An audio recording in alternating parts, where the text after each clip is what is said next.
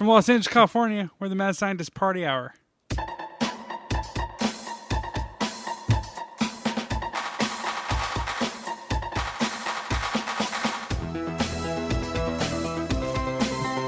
Horse. Snack attack little dicks. What up, friends? Welcome back to another episode of Mad Scientist Party Hour. Figured we'd skip the usual intros for today in light of recent events. So, as I'm sure some people saw on social media, I lost my dad yesterday. He put up a really, really strong fight. So strong, in fact, we thought that the other day he might have a shot. He might be coming out of it.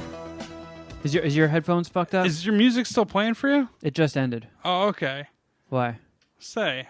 Don't. The story over the music was just like, oh, wait a second. It's a little weird, right? It was weird. I was like, well, wait a second. I really wish I knew we were stop? going into this right away. I mean, I would not have been filling up a volcano bag as you started to tell the story. Oh, well, I mean, come on. Yeah, I was about to pull out all my little penis candies. It's like, Jesus Christ, do I talk about Jeff jerking off, Shuddy Boy eating boogers? Just straight to the elephant in the room. But, I mean, let's be honest. I got my sense of humor from my dad. My dad and my sense of humor was so fucking locked in step. You know, he loved my stunts. He loved my style of humor. I loved his. He's probably, like, just being around him as a little kid, he probably was one of the biggest influences in shaping my humor. And I know he was super proud of what I did. I know he thought it was super fucking cool that I get to do this for a living. You know, it's not exactly what you would call a great living, but at least it keeps the light on.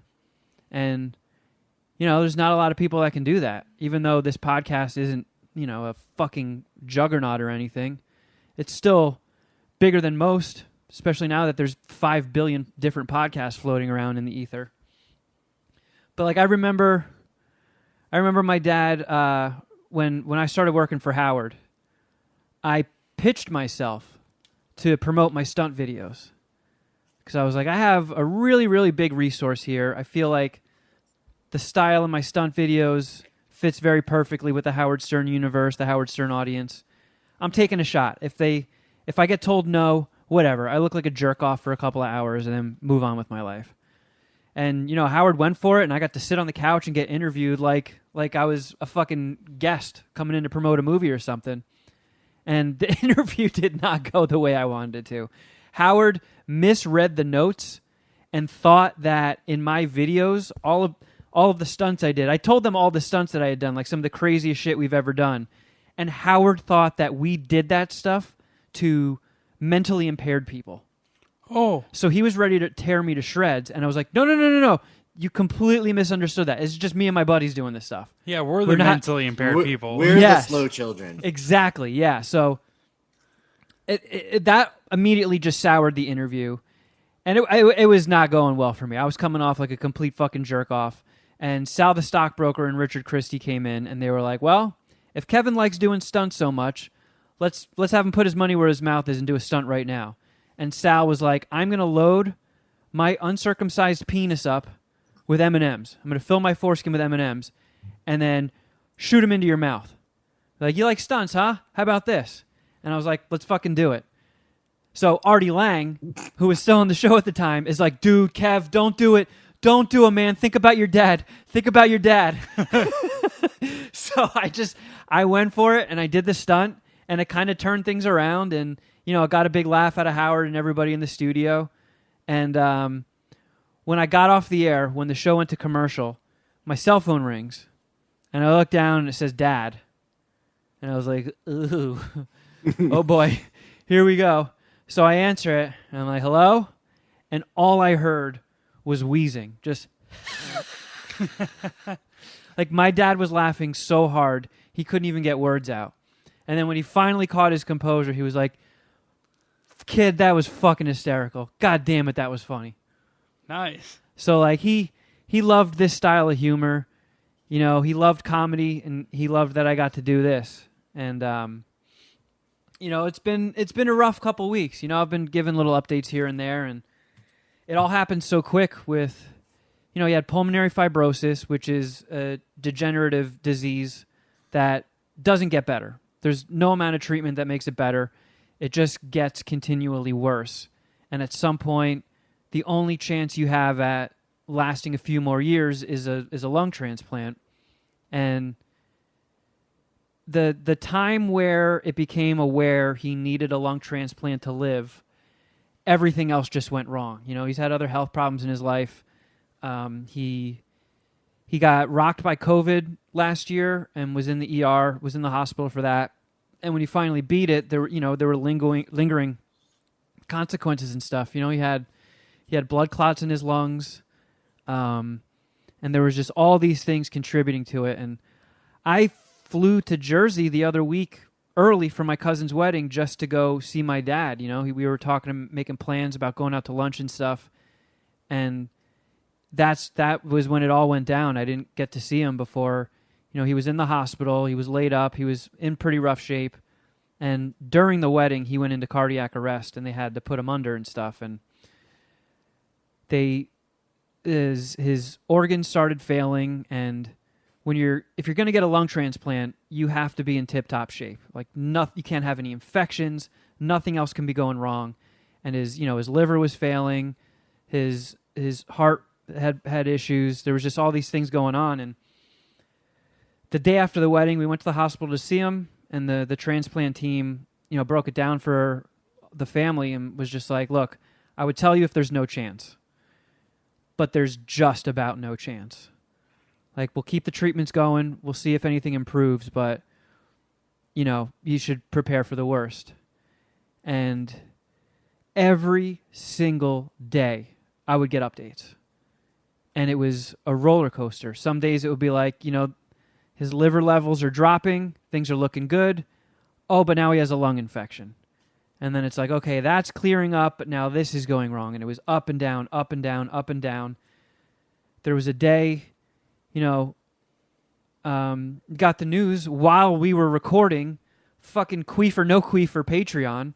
And I had to take a break in the middle of it to get the news that it was just like, yeah, it's at pretty much the point of no return right now. And then the next day, my sister goes to visit him in the hospital, and his eyes start opening. And she was like, Dad, if you can hear me, blink. And he would blink. And he couldn't talk, but he was responding. And, you know, she was like, can you move your hand? And then he would move his hand a little bit. And people from the transplant team and nurses were in there and witnessed it with their own eyes and were like, oh my God, this is quite an improvement. This is insane that this is happening right now. And everybody got their hopes up. And then next day, just everything crashed again. All his organs started failing again. He went into septic shock. And they pretty much just had to, call everybody in to say goodbye. And then they stopped the treatments yesterday, and he went peacefully with everybody there. And it's at a point right now where, you know, who knows if this is even a good idea right now, me doing a podcast. But, I don't know, being with you guys, you know, you guys are like my family. And it helps keep my mind occupied. And I know this is depressing as shit right now, but we are going to tell some jokes and goof off. And it's a welcomed distraction to keep me busy right now. And, like I said, my dad loved this style of humor. And he was big in just, like, comedy, laughing, making people laugh. So I think he would have been proud that MSPH keeps going. And, you know, it's I just want to tell some of, you know, my favorite stories from my dad. You know, he taught me how to drive when I was like 13.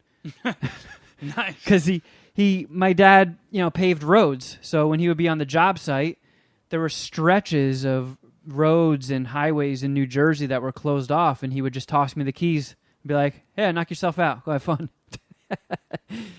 Yeah, he took me to my first R-rated movie, as I've talked about on the show before, Passenger 57. Even got a drop of that, I think probably since day one of MSPH. Always bet on black. Yeah, it's been here longer than I have. And it's contributed more. Oh, take it easy. One of my dad's favorite things, Shuddy, was when you and I were at his house that one summer, and I was just gonna say I only met your dad the one time, but and I was actually quite nervous to meet your dad and stepmom because of just, I mean, you know, never meeting them before, being a little bit on the less mature side of things, and they were both very welcoming. He was super cool, a lot of fun to hang out with, and instead of being, as soon as we started discussing our harebrained idea, there was not a second of maybe you guys shouldn't do that.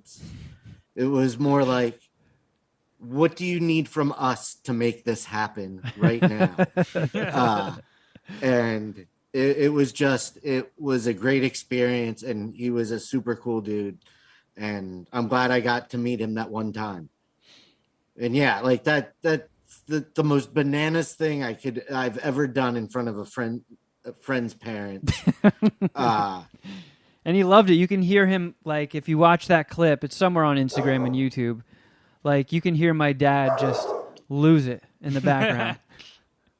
He fucking loved stuff like that. And, you know, we called him Clark Griswold because he was kind of like me, just like the goofiest shit was constantly happening to him. Like, I remember when I was a little kid, we used to go skiing before we both got into snowboarding.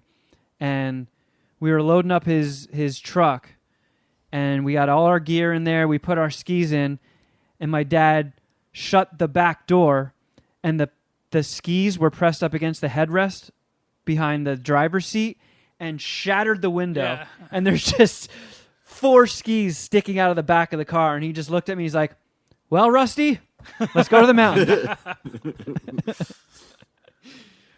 Like, just stuff like that. Wait, always did you guys happened. really play through and just drive? Oh, fuck yeah. Fuck yeah. How terrible was that, though? It must have been so fucking cold.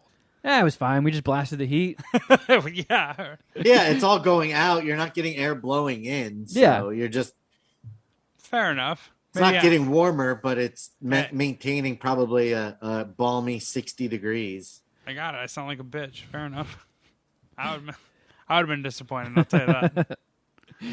And, you know, I didn't have my first sibling for the first 9 years of my life before Joy Joy came along. So when my dad was, you know, really young, he had me at 19. So he was just a kid raising a kid. And, you know, he would come and pick me up for the weekends. And I told the story about how one time he took me to Friendly's, and I got a cheese quesadilla. Took way too big of a bite and was so excited I didn't chew it properly. Fucking cheese clogged up my throat, and I started turning blue and go, ah! Ah! And my dad just looking around and go, oh, fuck, fuck. And he leans over the table and grabs me and just goes, ah! Ah! Ah! And punched me in the stomach until I went, Plah! And hocked up a fist-sized ball of melted cheese. We call that doing a dom. Yeah. Yeah, and like, you know, when I was a kid, he would take me we always used to go to the arcade, and he would fucking load me up with quarters and basically be my Mortal Kombat 2 coach. Like, he would just stand beside me for hours and watch me play Mortal Kombat in the arcade at the Freehold Mall. And people would come up, I'd kick their fucking ass. I'd do the most gruesome fatality I could think of. And my dad would just be like, the guy would walk and be like, oh, fuck yeah, you got his ass. Oh, that fatality was awesome. He was like the King Richard of Mortal Kombat 2. Yeah. And I'll never forget. I'm so glad I have the button for this. Hold on. I want to find it.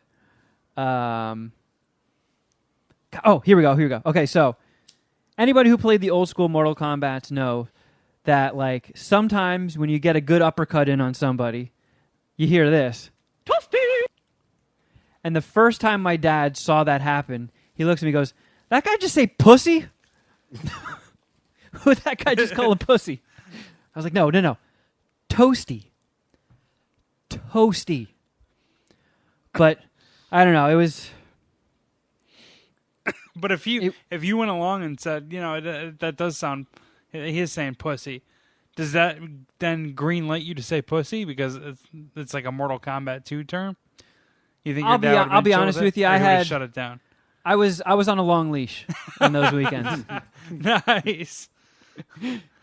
Yeah, I think that was why I was able to hone my personality and humor style at such a young age, because my dad and I never held back around each other. We were like Beavis and Butthead. I was not allowed to watch Beavis and Butthead. When I stayed with my dad, we would stay up all night watching Beavis and Butthead in bed and laughing just like them. And then, the next day when he would like take me to work or something, or we'd be at the mall, we'd point at something and be like, And he used to take me to the job site a lot because, he unfortunately was a workaholic. A lot of times I texted my dad to check in with him, and he'd be like, oh, kiddo, I'm fucking exhausted. I'm doing like 20-hour days. I go home, I sleep 3 hours, I wake up, and I head right back. What jobs? What did he do professionally? Paving roads. Right. Okay, yeah.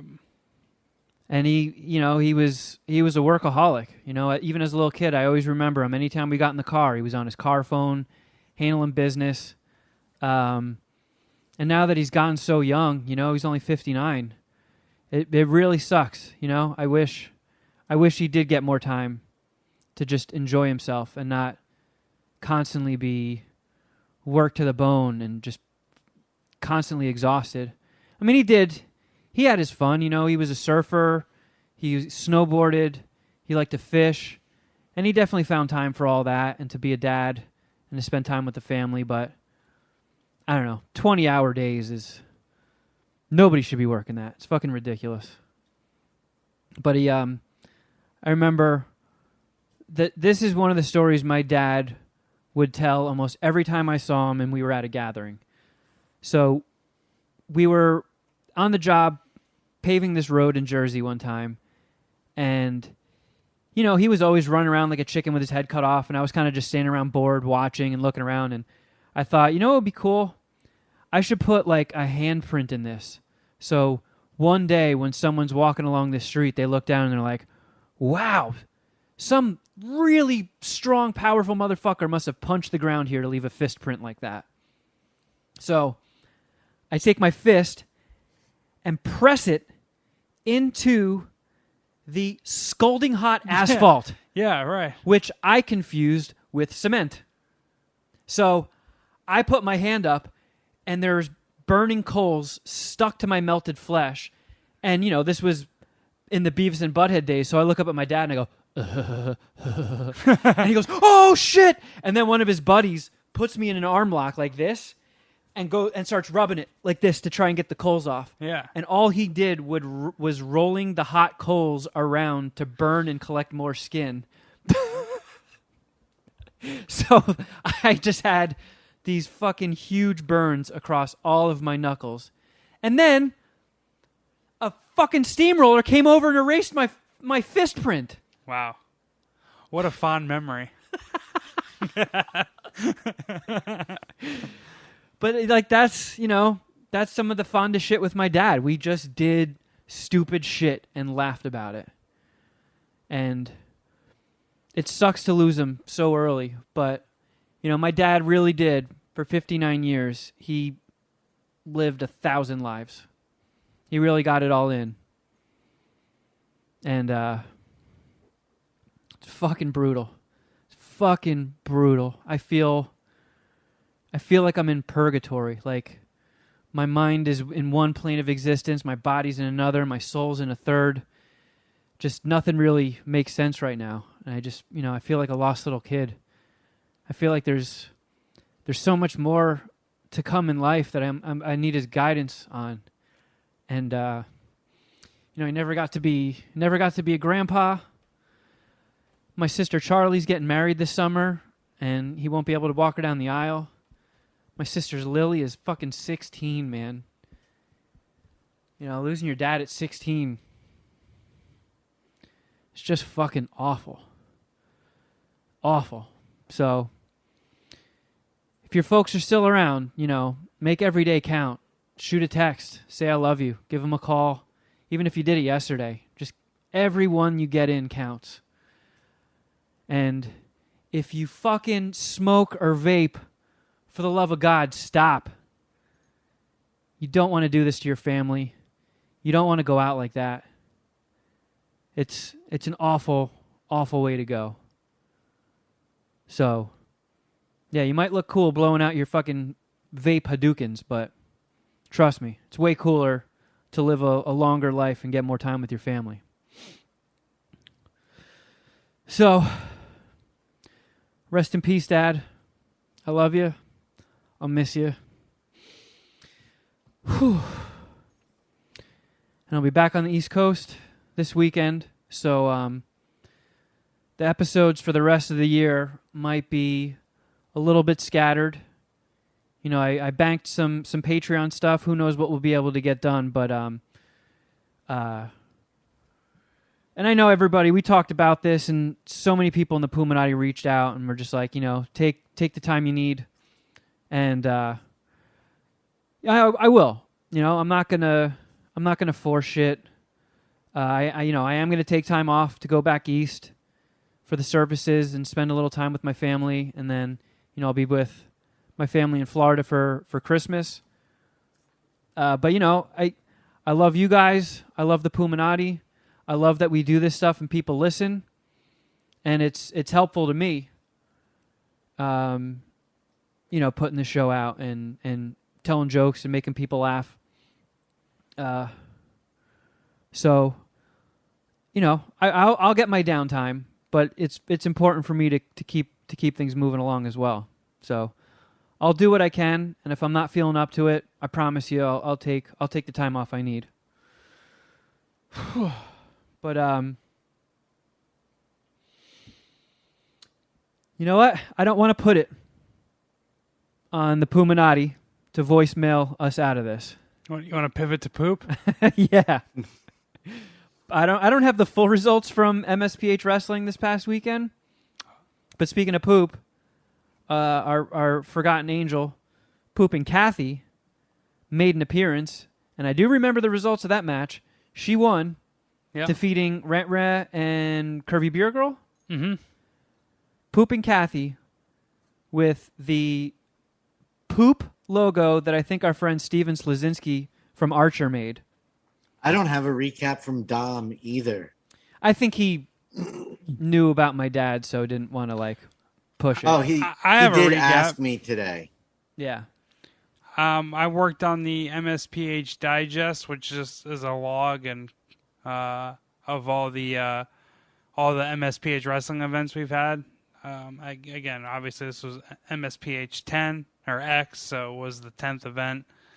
But what did we have? I think it was 10 matches as well, right? I can go through the top. Hold on. It was fucking long. And at one point, Dom had to take it off of computer mode to like put more tables into the ring, because all the computers, the only way you get an elimination and the match ends if someone gets put through a table. And like 40 minutes went by with nobody touching a table. But I remember, just so everybody knows, I know everybody was biting their nails, really, really torn on what the results would be, but I lost. The $11 trillion man kicked my ass. On God. In the digital world, just like he did in the real world. Nope, you keep taking L's to Poop Slime Alley. In Poop Slime Alley. So yeah, I have all the results here. I can go through them. I'll try to be as brief as possible. Yeah, let's just do a quick one. I won't read his copy, but there'll be a link published on our Patreon, so you guys can read this yourself, a view-only link. The first match is an 8-man ladder match. Winner becomes the number one contender for the Hardcore TV Championship, which is my belt. I've defended that. We'll talk about that in a minute. But Blaine Voorhees versus Throbby the Law Lawler, John Pierre Frenchie, JJ from PA, Butt Package, Gorilla Jaw, OP, and Boognish. Gorilla Jaw went on to win that match, and he's a contender for the MSPH Hardcore TV Championship. Next match was a Go fatal Gorilla Jaw. He has the coolest, I think, Mexican MSPH Thanos. wrestling attire. Yeah, he looks like Mexican Thanos.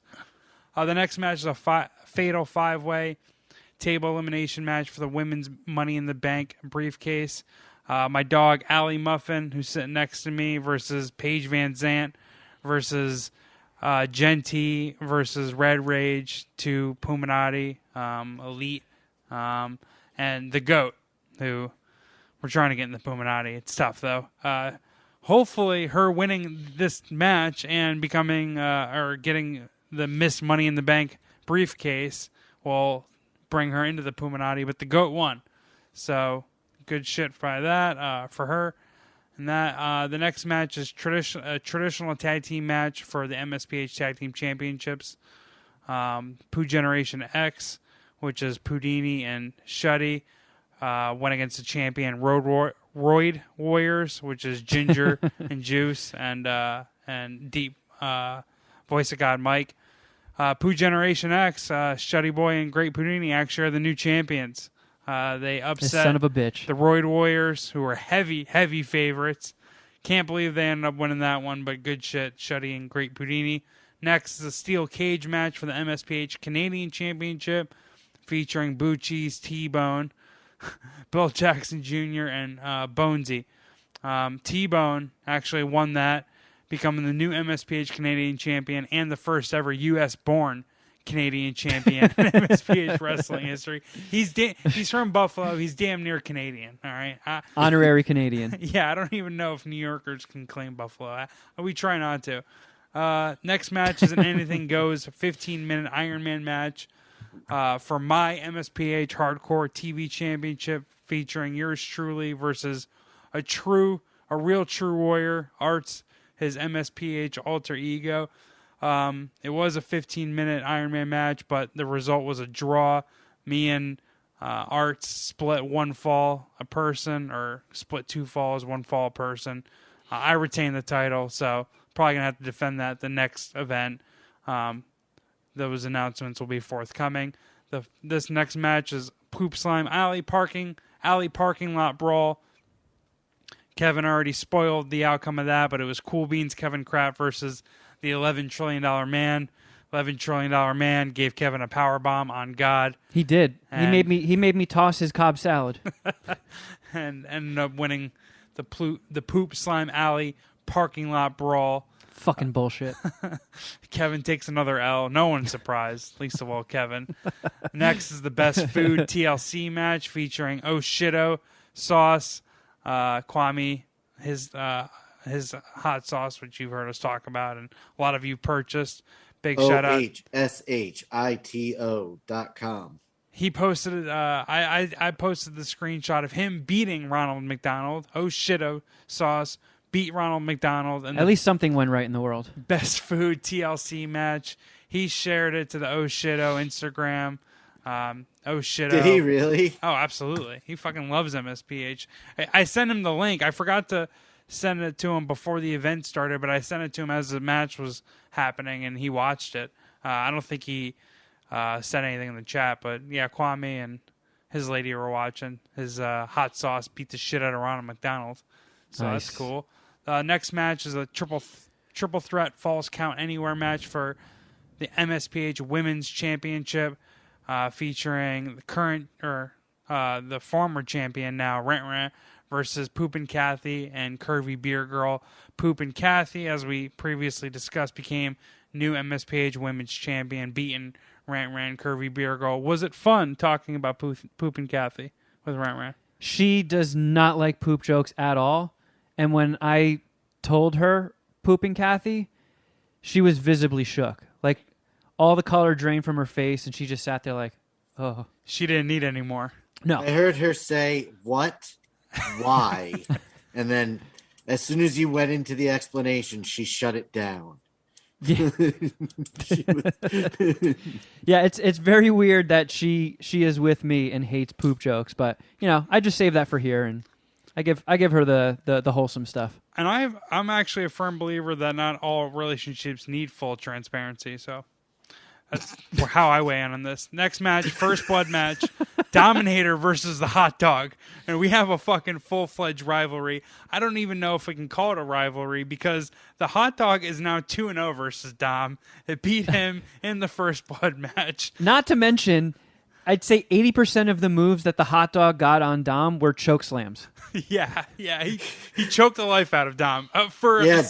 Dom really put himself in a bad spot, making sure that 80% of the Hot Dog's moves were choking related. Dude, I went to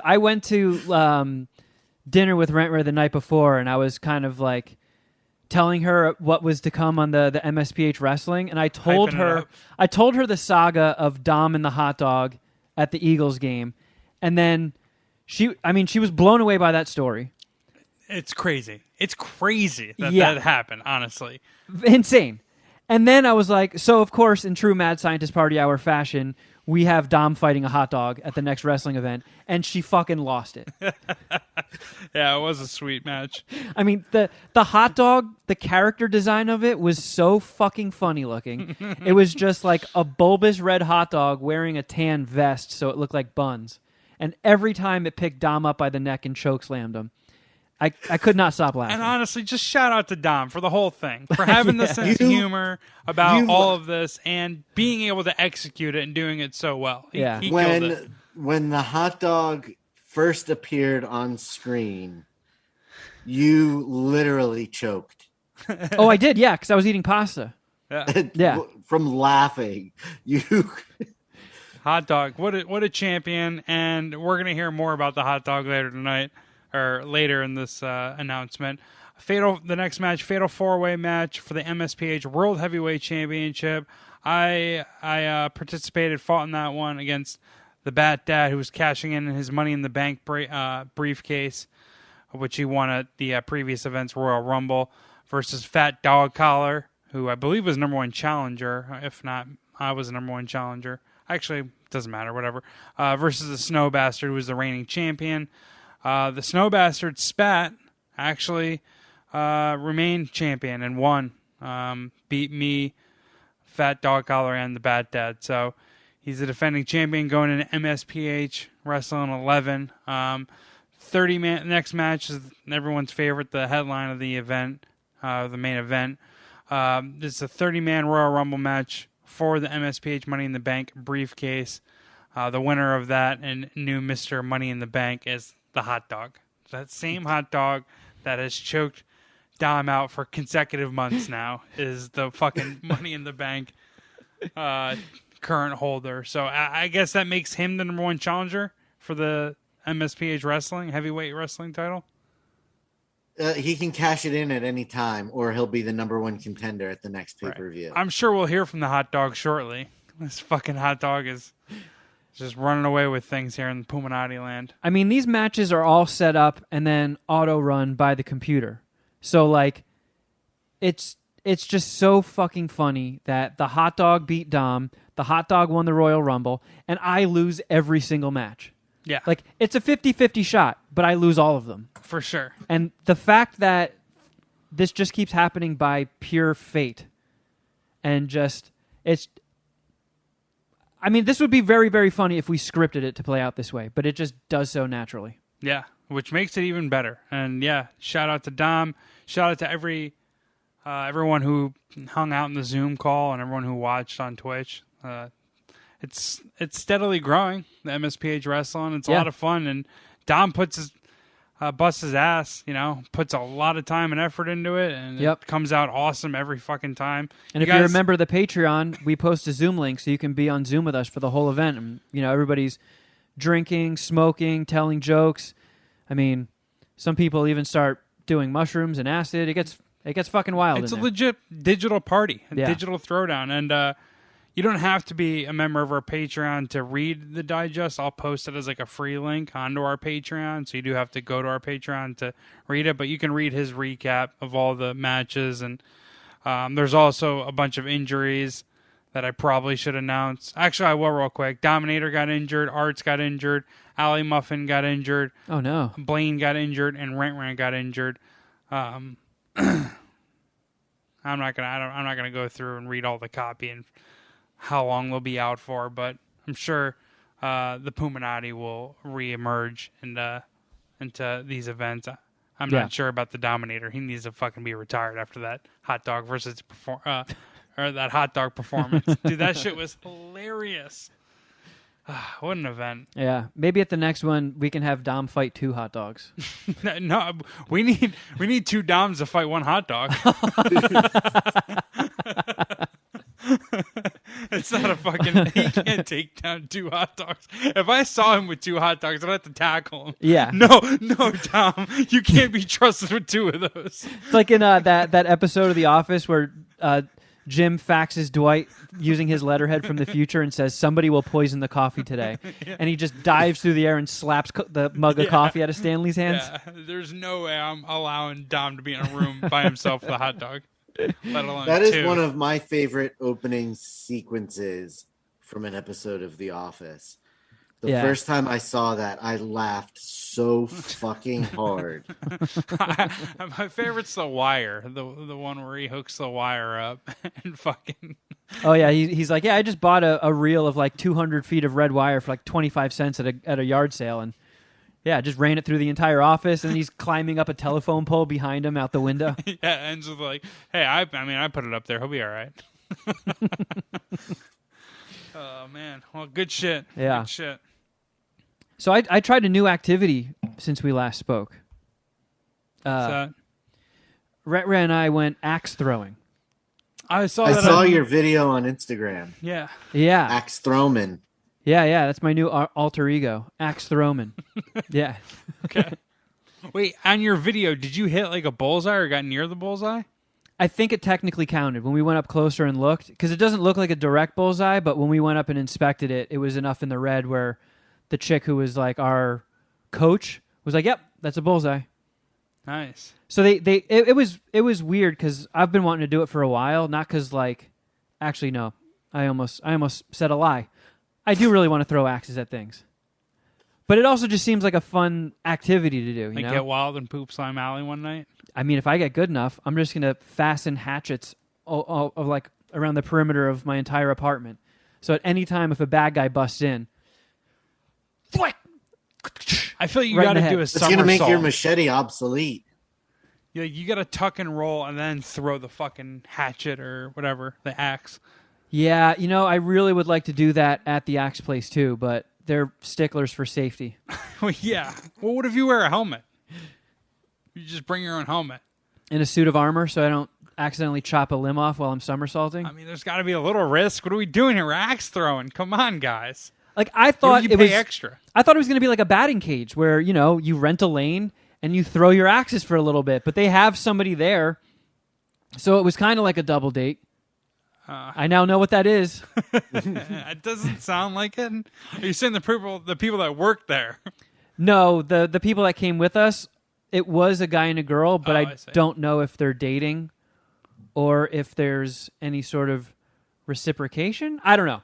Uh-oh. He got friend zoned? I don't know. So I honestly don't know. PDA. You didn't see any PDA. I did not. But I don't know. I don't know. Do you and Rent engage in PDA? Could they have said the same thing about you guys? Me and Kevin she got engaged in more PDA than him and Rent when we went to the... No, she got a bullseye, and I went in for a little bit of a booty honk. Okay. A congratulatory wheedle. He went to second base. Oh, good throw. Honk, honk, honk, honk, honk. No, it wasn't like that, but it was another man and woman with us. And then they paired us off with they were like, yeah, there's going to be 11 people in your lane. I was like, what?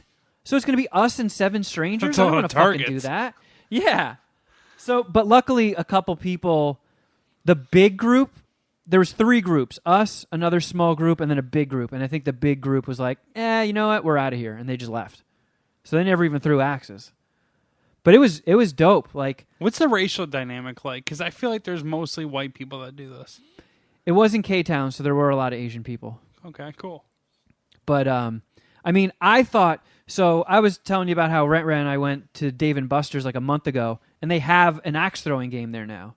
So, but it's, it's obviously not real hatchets you're throwing. and the bullseye is just like the plastic darts where a needle doesn't actually go into corkboard, it just goes into those like koosh ball prongs. That's kind of how like the axe game was at Dave and Buster's. And every throw I threw, the axe went right in. And every axe Rent threw bounced off and never stayed. So when we went to the real axe throwing, there's a coach with us, and she tells everybody how to throw. And then did you walk in with unwarranted confidence, being like, "I know what I'm doing"? Because you killed the Dave and Buster's game? Buster's. Of course I did. I don't need you. Just give me the axe. So let me show you how you throw an axe, miss. She's like explaining to us how to throw it and the rules, and like you both throw at the same time and you both retrieve the axes at the same time. So nobody is throwing when somebody else is walking towards the bullseye, and we don't have any dismemberments. And all my practice throws, bink, went right off the wood and flew back. Rent goes up for her practice throws, all of them stick. But I eventually got there, and all the ones I was throwing were pretty much sticking. And, man, she killed it. Really? I do not want to piss her off if there are axes around. She's got the edge in She's the good. axe game Yeah. right now. But it was cool. I feel like that would be a fun thing to do next time Shuddy's in town. It's like a fun activity to go kill an hour or two with. How many axe sticks would you suck? I'll suck 4 axe sticks. Did you do solid Korean barbecue afterwards? Because that before. Ugh. It was okay. I drank some beer. Sounds like you didn't do Korean barbecue right. We did, and we got some soju. We killed a bottle of soju, got some beer, ate our faces off. Nothing but beef, no pork, no chicken, all beef. Why? And then went straight to throwing axes. What's your beef? What's your issue with pork or chicken? I thought you were going to say, "Hey, what's your beef with beef?" No, I almost did. For Korean barbecue, beef is my favorite thing to eat. Oh, I didn't know if like there was some sort of dietary thing, which would have made sense had it been just pork that you cut out. But pork and chicken, I was thrown off there. We just wanted beef. Is it the Indians that don't like cow, or no, that it's sacred? Yes, it's sacred. It's not that they don't like it. Well, they don't eat it, is what I meant. Correct. Right, that's what I was trying to say. All right, fair enough. See, when I do Korean barbecue, I love fucking pork belly from a Korean barbecue spot. Spicy pork belly is pretty much my favorite thing in the entire world. So I'm with you. Spicy pork belly and bulgogi all day. There was this place that used to do spicy pork burritos. It was a Korean Mexican fusion spot in Long Beach, and it was fucking bomb. Wait, was that the place you took me to? Yeah. Oh my god. Epic. I'm so hungry. Yeah, if you go, it's no longer there. I know, It's but a bummer. Eating those burritos, I don't recommend wearing any less than 3 pairs of underwear because you're gonna jizz through 2 of them at least. Oh, that was such an epic place. I remember Melvin used to come from Torrance, Puminani Melvin, still in the Puminani for sure. Used to come from Torrance to Long Beach just for it. It was fucking bomb. But no, I love pork belly, dude. I couldn't. We'd have to throw pork on the grill if I was with you. This guy, the guy who was friend zoned, he was cool with no pork, no chicken? No, they didn't come to the dinner. It was just myself and Rent. I But gotta show we also what's up. We're gonna have to bring her to Korean barbecue. Like we're gonna sit here for all 15 plates. All right, I'm eating 15 plates tonight. Right? I'll let you know this at Road to Seoul. It's always option C because she wants the seasoned rib meat, and that's only on option C. I love it. So you better be able to dig deep. One last thing on the axe throwing. There are also places you can go and not only just throw axes, but throwing knives and shurikens. What the fuck is a shuriken? Is that like a ninja star? Throwing stars. Yep. So I just call them ninja stars. I don't speak Japanese. Shuriken is way fucking cooler. That's a cool name. I'm not gonna arguing shuriken you right in the temple. I've just never heard that. There wasn't a lot of shuriken talk by me when I was growing up. So I definitely want to hit one of those places too, and I will report back with how many bad guys I murder. Hey, invite me one of these times, dude. We tested it out and social. We tested it out, and when we left, she straight up said we should bring Geoff next time. Me and Rant I thought got along. You do? I could third wheel on a date. At this point, yeah. Come on. I'm the perfect third wheel. So As long as you bring non-threatening. Lil Mama. If you don't bring Lil Mama, you're gonna catch an axe in the head. All right. We got to go someplace that serves food outdoors so little mama can come. Yep. All right. Let's do it. Double date. I did get to catch some movies. I took one for the team. I put myself through torture. What does that mean? This is you taking one for the team. You did something else? I watched Home Sweet Home Alone on Disney Plus. Why? I don't know what that is. All right. I'm going to Google it. It's a new Home Alone movie. Yeah, straight to Disney Plus. Has it got a black kid at least? No. No, it's the That little fat British boy. Yeah, the little kid from Jojo Rabbit. Archie Yates, is that his name? Yeah. It sucks that they would do that they would remake this and not remake it with a black kid. Just seems like the way that you should go with it, or the direction you should go. Ellie Kemper, I thought she was canceled. Was that just like a trend that shouldn't have been, like a mistaken trend? You know, like how Eddie Murphy's died like 10 times on Twitter. You know, like they just said Ellie Kemper's canceled. Like she did blackface in college. And that was debunked. Does anyone know what I'm talking about? I Like know what Ellie you're talking about. She Ellie- didn't do... I think Help me out here. the most triggered of the triggered were like, rah, rah, rah, rah, rah on social media, but nobody really bit. Because she when she was young, she's from the South, and she participated in this beauty pageant that I guess when it started... You know, in the early 1900s or something like that, it was rooted in racism, but then just like got rid of all that and just became a mainstay county fair pageant.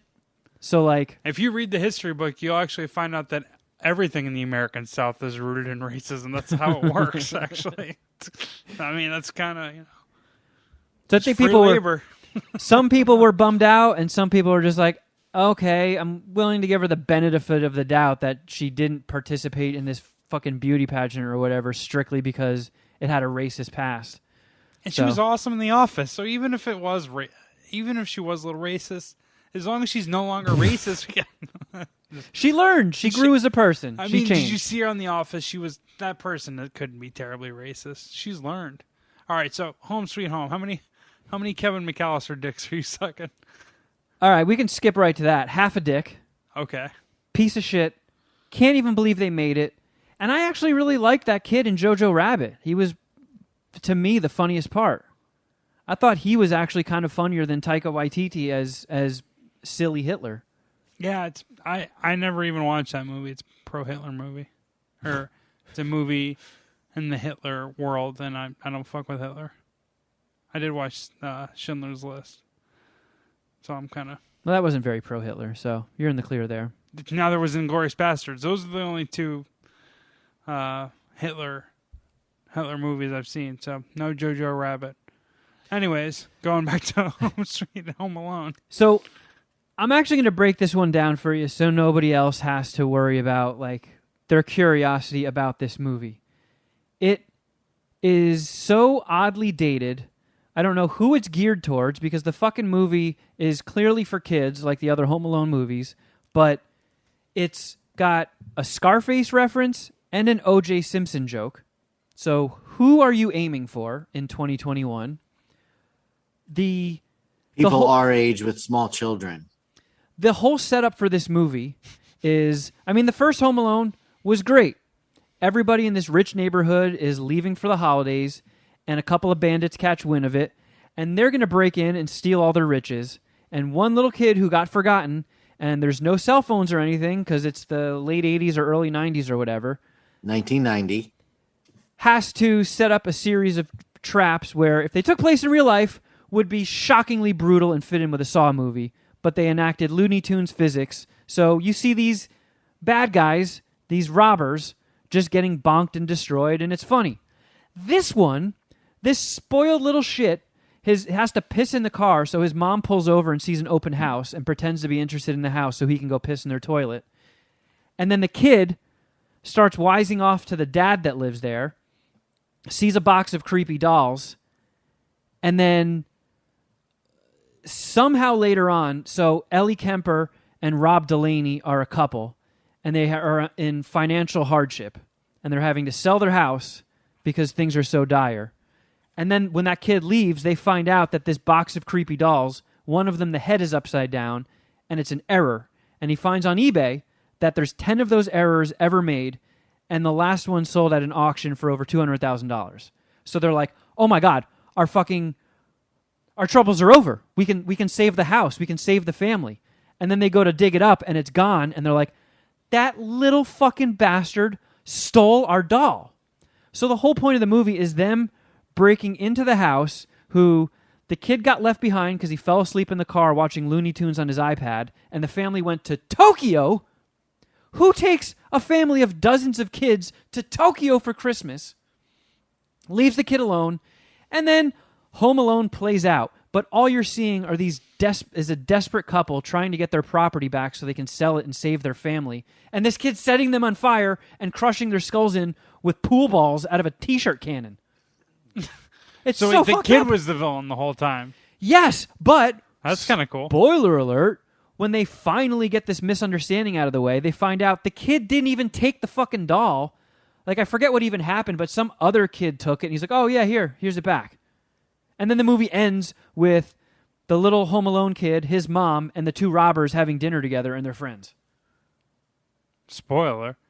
It's Where do you pick up the half dick? Or where does the score I will get give the half dick? the half dick to Pete Holmes, because Pete Holmes is in it, and he actually does have a couple of funny moments. And I was like, wow, shout out to you, Pete Holmes. But there's Buzz McAllister is in it. He gets a cameo as a cop. If you read I'm on the Wikipedia page. If you read the names, it sounds like this could be good, right? It's a screenplay written by Mikey Day. I like Mikey Day and Saturday Night Live. Ellie Kemper, I like her. You said Archie Yates is cool and Jojo Rabbit. Kenan Thompson's the man. Pete Holmes, Chris Parnell is like a all those sneaky people. good. Like Chris Parnell and Kenan are in it for like 3 minutes. All right. Well, there's your problem right there. Yep. Had I known that, and now that I know that, I can adjust my expectations. I mean, I'm never going to watch this. And I don't think I have Disney Plus anymore. Oh. Pretty sure my father bought it for a year, and he just let it expire, and I have to pick it up now if I want it. I don't know if I think you're do. in the clear then. I do really want to see, we talked about this recently, me and you. I do really want to see the Beatles Get Back documentary, and I know you have no interest, but it's important. I think it's important. I'm sorry. That's all I'm saying. Shuddy, you disagree, I'm assuming, right? I have no interest in really watching it. Oh, man. My music teacher, when I was in like 4th grade, I got not into music at all. Didn't play any instruments, but I just remember like we had to learn Beatles songs on the recorder, and like his passion about the Beatles and how much he was into them.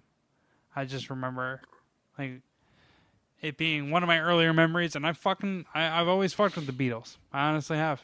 I do. I like the Beatles, and I think getting like vintage actual footage that's been like remastered and like souped up by that guy Peter Jackson would be cool. So I should spend the how much is Disney Plus? Was it $8 a month? I'm not sure. I signed up for a 3-year package through this deal they did very early on, where it ended up being, I think, like $6 a month for 3 years. Because once they got all that Marvel shit and there's like exclusive Marvel shit coming, I was like, God damn it, another fucking streaming service gets into my bank account. So did you pay up front? You just pay them like $300 and you're good, or yep. you? Okay, yeah. All right, yeah, I should do that. Fuck, whatever. Oh, real quick, I just looked at my notes. Do you want to hear some of the hysterical pranks that happened in Home Sweet Home Alone? Well, you took notes for it. I did. Do you usually take notes? Like, what if you're in the theater? You just have no notes? I try to, when the lights come back on, I make mental notes in my head, and then I try to write them all down. Oh shit! During the credits. So, here's some of the revolutionary shit they did. He sprayed water all over the driveway and let it freeze so it was icy. Okay. Did a thing where he turned the lights on and off real quick. That was like one of the moves that he pulled against the Yep. people trying to get their property back. I'm Yeah. not gonna call them. I'm not calling them victims. All right. Did No. he have the doll? I'm not calling them victims. No. They were trying to get their property back. When they kept saying we have to get that ugly little kid back, they were talking about the doll, and the kid thought they were talking about him. So he thought they were going to kidnap him and auction him off when they really just wanted a doll. Yeah. And the doll was ugly. So they also tricked them into eating donuts that were filled with spicy sauce. So he was a hospitable Yeah. attacker or booby trap placer. He then knocked the dude out, Rob Delaney. He got knocked out unconscious, and while he was out, he put a VR helmet on him, and then when he came back to, he thought he had somehow magically teleported out onto the edge of a cliff. So that was a knee slapper. I feel like Rob Delaney is a name I should know, and I have no idea who that. Like I'm looking at him, and like, who the fuck is this guy? I also cannot I can't- place him. He got big just from telling. I think he was just a regular dude, and got a following on Twitter from tweeting out jokes and stuff. And then he got into stand up and got offered acting and writing roles out of it. He was in Deadpool too. I mean, that's all good and fine. I'm just. It sounds like a famous person's name. And sorry, Rob Delaney, you're not famous. Oh, okay. I recognize him Oh. now. All right. Well, now I feel like a dick. Okay. Well, maybe you are famous, Rob Delaney, just not in my world. From that catastrophe show on Amazon or whatever. 6'3". Oh, okay, You can I be never backup watched that. point guard. Some size. Did you guys watch anything? Well, speaking of Home Alone, we kicked off the Christmas holiday season with a watching of Home Alone. Which you haven't for like 30 years, you were saying, It's right? been a long time since I've seen that movie, and it was really strange watching it because I was like, he was an adorable kid, and then I'm like, he's my age, so it's a little strange thinking of him like that. But it was still a lot of fun. I loved the John Candy scene so much. Oh, John Candy. What a G. Icon. Talking about leaving his kid at the funeral home. The Polka Kings of the Midwest, right? John Candy is an icon. We also watched Let There Be Carnage. Oh, the Venom sequel. Yeah. Huh. Oof. Real bad, huh? Oof. Yeah. Yeah. I'm right there with you. I was It going to say, was- you reviewed it poorly as well, right? Yeah. It was rough. Really rough. It was rough. You were saying it tried to be too much like Deadpool, right? That was like your... Yeah. That's exactly what it was going for. Slapsticky, odd couple, kind of. The commercials were like cringe. It's weird. Yeah, a lot of it was very cringy. Because I fucking, like, again, Spider-Man, the cartoon, and X-Men, the cartoon, were like two of the things that I really enjoyed as a kid. And Venom, I always thought Venom and Carnage were super cool. So theoretically, I should be excited. But I've heard pretty much nobody really be excited about Venom or the Venom sequel. So I haven't even given it a shot. And now you guys are just either further cementing that. You just bundled something up that Little you Mama. will like to She looked hear, cold.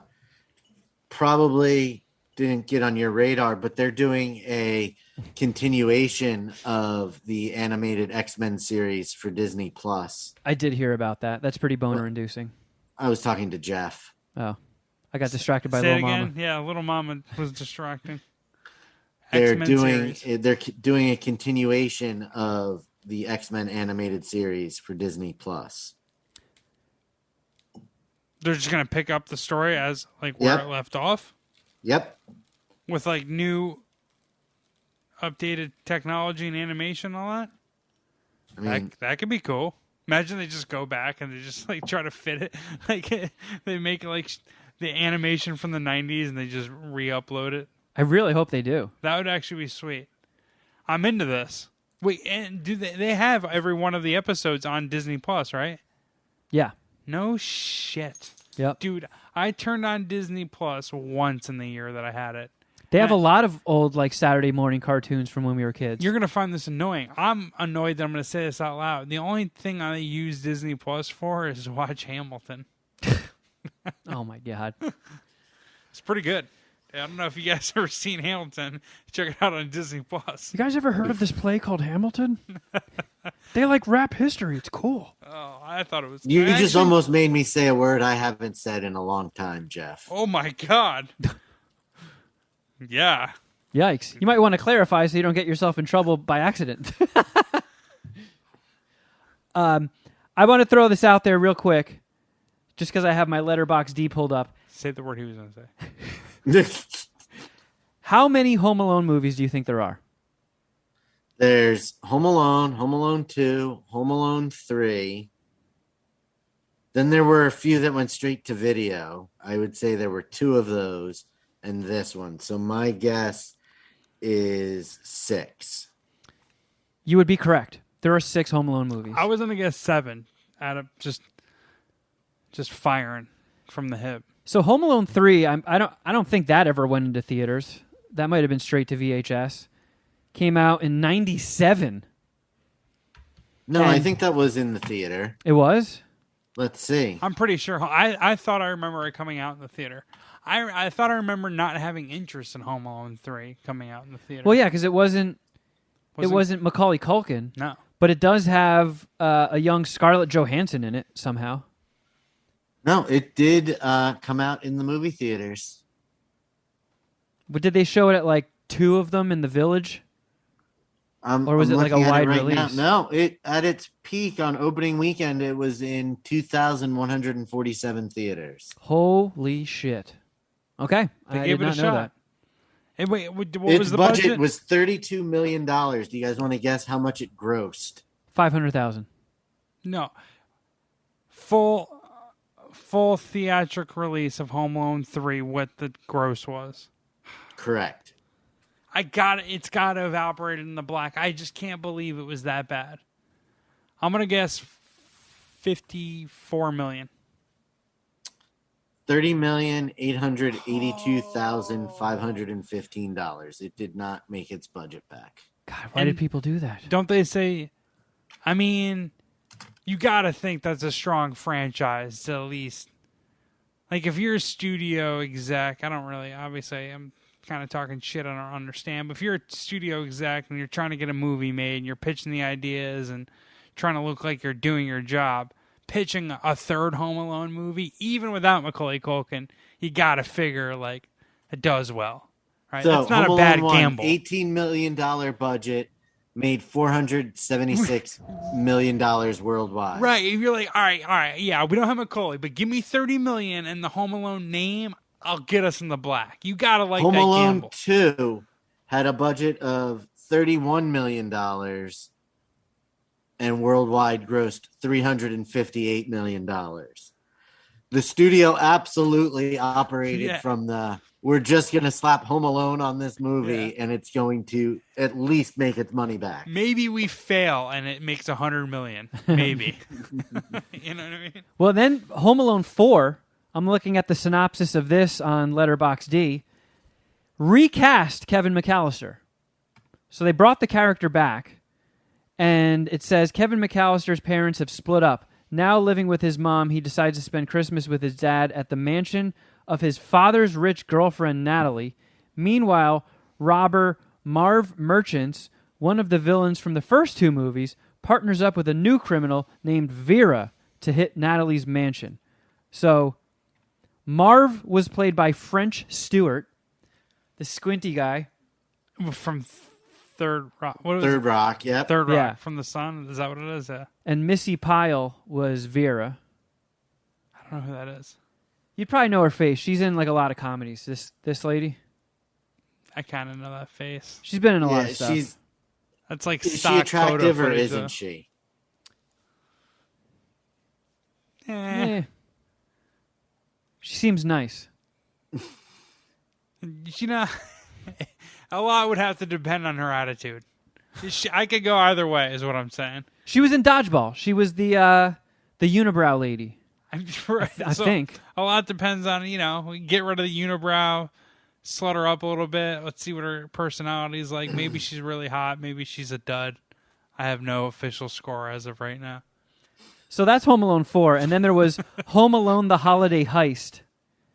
8-year-old Finn is terrified to learn his family is relocating from sunny California to Maine in the scariest house he has ever seen. Convinced that his new house is haunted, Finn sets up a series of elaborate traps to catch the quote-unquote ghosts in action. Left home alone with his sister, that's not alone, while their parents are stranded across town, Finn's traps catch a new target, a group of thieves who have targeted Finn's house. So they really went for it. And the highest rated Home Alone past Home Alone 2 is Home Alone 3 with an average of 2 dicks. Home Alone 4 has 1.2 dicks. Home Alone the Holiday Heist, 1.3 dicks. And this new one, Home Sweet Home Alone, sitting comfortably at an average of 1.5 dicks. These dicks are letterbox dicks, right? Yeah. Letterbox dicks. Yep. Okay. That's what it stands for. Yeah. Yeah. D stands for dicks. Isn't that right, little mama? I also tried to class it up and watch a new Oscar bait movie that hit Netflix this weekend. Have you guys heard anything about The Power of the Dog? No. No. Whew. You're a fucking dog, little mama. It's a 1925 rancher movie with Benedict Cumberbatch, Jesse Plemons, and Kirsten Dunst. And I looked at it as a lot of times when Rent and I are hanging out at the weekend and she doesn't want to watch a lot of the shit that I'm willing to watch. I'll watch anything. If it's a movie I haven't seen, I'll put it on. That's what I do with my free time. I look at gaping holes in my filmography and I fill them. I fill them right the fuck up. To give you a quick example, in the past week, I watched for the very first time Do the Right Thing and Menace to Society. Menace to Society kicks ass. Do the right thing. I've never seen Menace to Society, but I have seen Do the Right Thing. Menace to Society is fucked up. Yeah, it is. I actually like Do the Right Thing more. Oh, wow. But, yeah, so I've anything seen Menace like... to Society like 10 times, and I've seen Do the Right Thing maybe once. I don't know. I liked them both, but I gave the edge to Do the Right Thing. But I like stuff like that. I can't pitch Rent on. Like, hey, let's watch this Spike Lee movie from the early '90s or late '80s or whatever. She really wouldn't be into those? I don't think so. She's not into Menace to Society? Yeah, I don't think she would want to watch Menace to Society. Yeah, Takes but place Do the in Right LA. Thing. All I'm saying is I have all this stuff that I will just watch, and she needs something a little bit more targeted. Gotcha. But I when I saw news was coming out over the past week about this fucking Power of the Dog movie, and they're like, Benedict Cumberbatch is getting awards. This is an Oscar contender. It's great. It's great. I watched it with her. I was like, this will be a good movie. Every time when we spend like an hour surfing through the streaming services, I have a suggestion. Let's watch this. She actually beat me to it and suggested it to me. We put it on. I'll say this. It's fucking well made. You'll suck more dicks of this than Home Sweet Home Alone? I will, but it's Begrudgingly? it's well made, it's well acted, but Christ, is it not fun to watch. Did the dog die? There's no dog in it. Well, No dog. that's terrible. No dog. You can't promise a dog or even a alleged dog and then not bring some sort of dog. Imagine if I came here with no little mama. I'd be headed right back to Long Beach probably. Yeah. So, Lil Mama's the only reason he wanted you to come over today. He I needed know. her to feel better. I know. Little mama. But it was so fucking slow and bleak and like Jesse Plemons meets Meth Damon. Meth Damon and Benedict Cumberbatch are brothers, and they have this big, successful ranch and a huge house and lots of property, and they're kind of big swinging dicks in the community. And Jesse Plemons starts shacking up with what's her face, Kirsten Dunst, and they end up getting I married. kicked his coverage. Well, also in real life, they're actually engaged. I know. Weren't they in Fargo, I think, right? Fargo together? Yeah. Wait, Kirsten Dunst and Jesse Plemons. Yeah, Yeah, they're they got together in real kids. life, and they're together in this movie. And she has a son from a previous marriage where the guy died, and the son's a little like flamboyant, and Benedict Cumberbatch is just a cranky old bitch, and he just makes their life hell. So they move into the house, and he's constantly taking shots at them and just doing everything he can to make their lives miserable. And that's a majority of the movie. And I don't know. I can get into dramas. I can get into period pieces. I do have a pinky up, classier side when it comes to film. It's not all, Dumb and Dumber blasting molten diarrhea into a toilet and going, ah. Yeah, you have King's Speech power ranked absurdly high. Yes. Yeah, I can get my brows a little bit higher than they are right now, but I couldn't for this one. It was too bleak. It's got a 2-hour runtime. It felt like 4 hours. I can appreciate the work they put in. It looked great. It was well acted, but Christ, it was tough to get through. I can only suck 2.5 unwashed, dirty Benedict Cumberbatch dicks. And is most of that dick sucking just because of, like, you could tell it was well acted? You know what I mean? Yeah. Like, you didn't enjoy yourself. You're not enjoying that 2.5 dicks. No, but I could appreciate what the actors were bringing to the table. You're taking those 2.5 dicks out of respect. And I'd say, the last 20 minutes or so were definitely better than the previous hour and 40 minutes. But it wasn't enough to save it. It was just... I could not bring myself to watch that again, and I would not recommend the two of you watch it. Was it like a Scorsese ending? Did Benedict Cumberbatch get murdered at the end? There's a little, I guess you could say, Scorsese-ish shit going on. Comeuppance?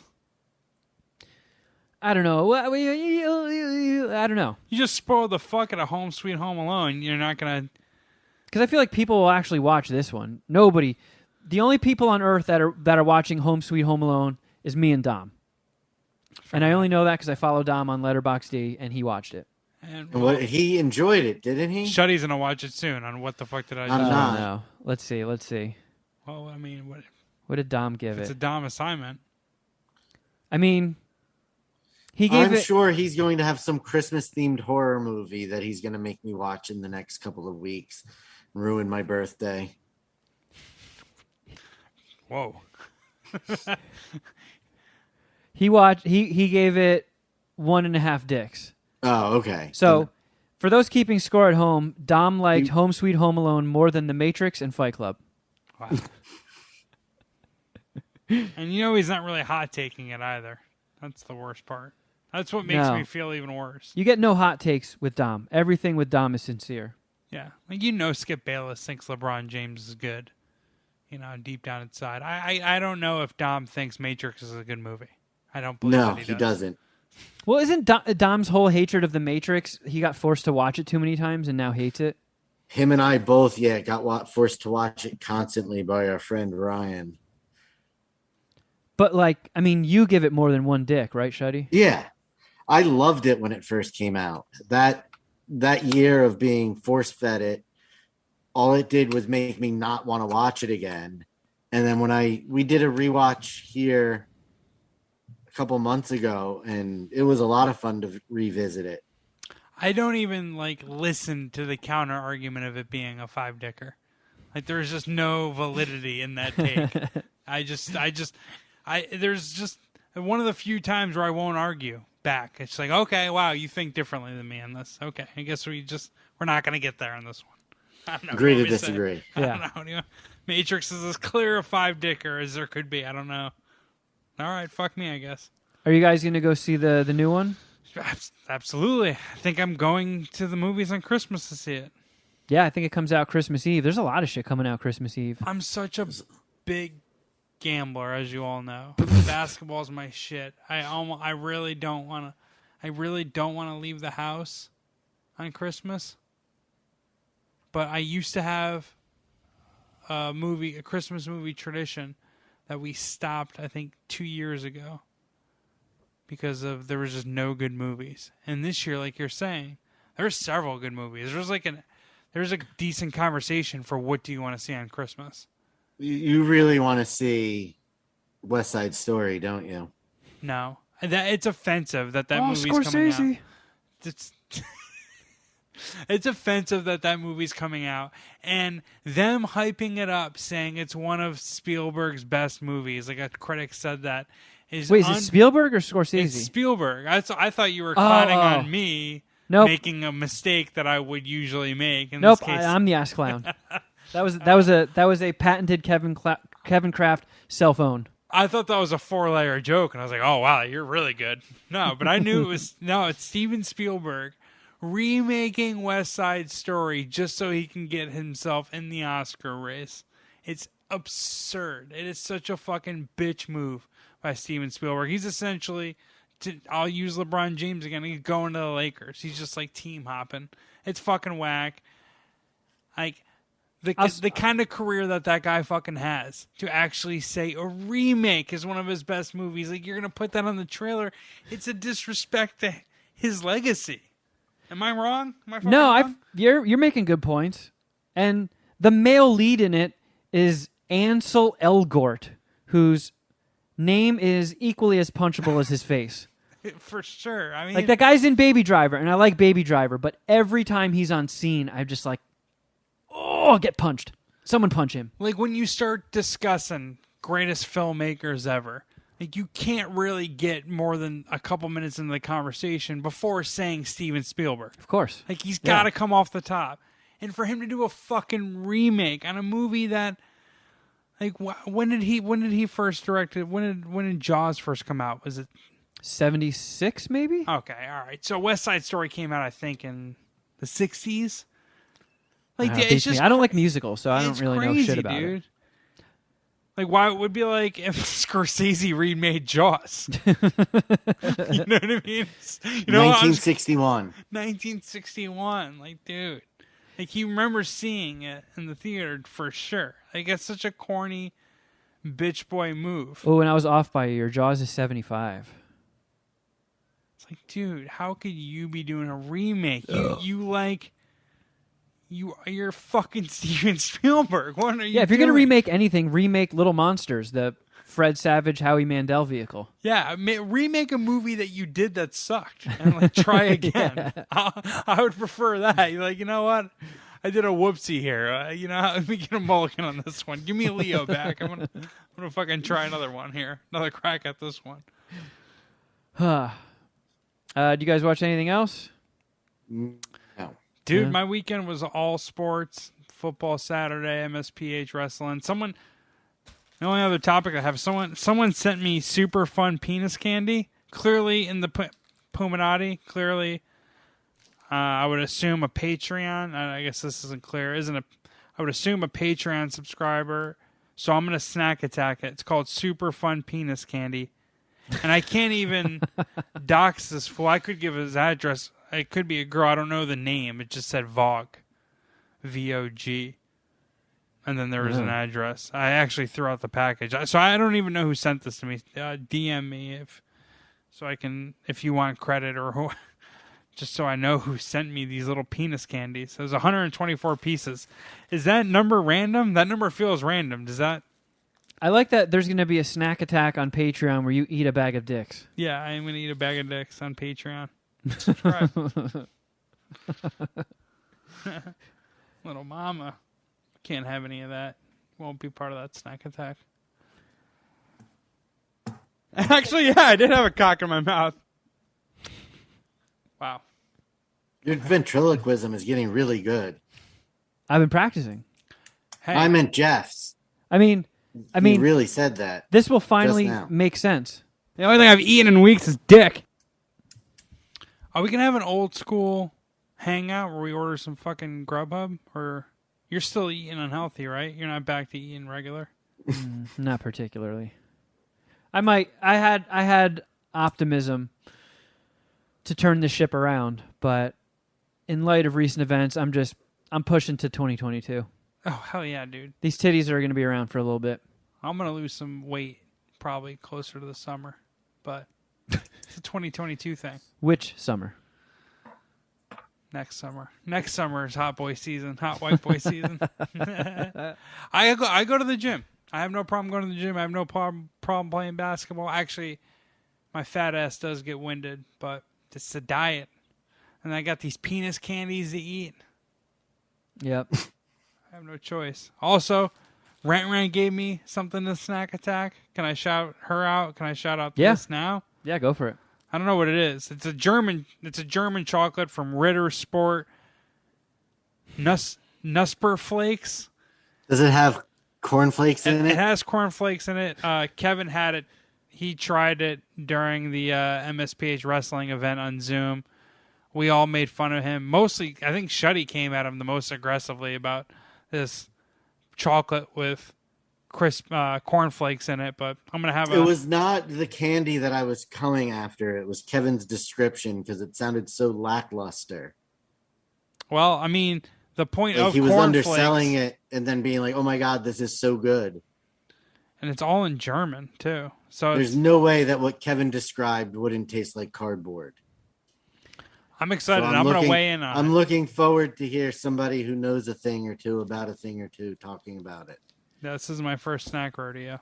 This is a thick piece of chocolate, though. It's bulky. Yeah, dude. This is a hell of a fucking candy. I feel like most European or foreign snacks are, they're more bitch. Not more bitch, but it's just like lesser portion sizes. This is Not when it comes to chocolate, I feel. This is a Chocolate, they girthy, take heavy chocolate motherfucker. seriously.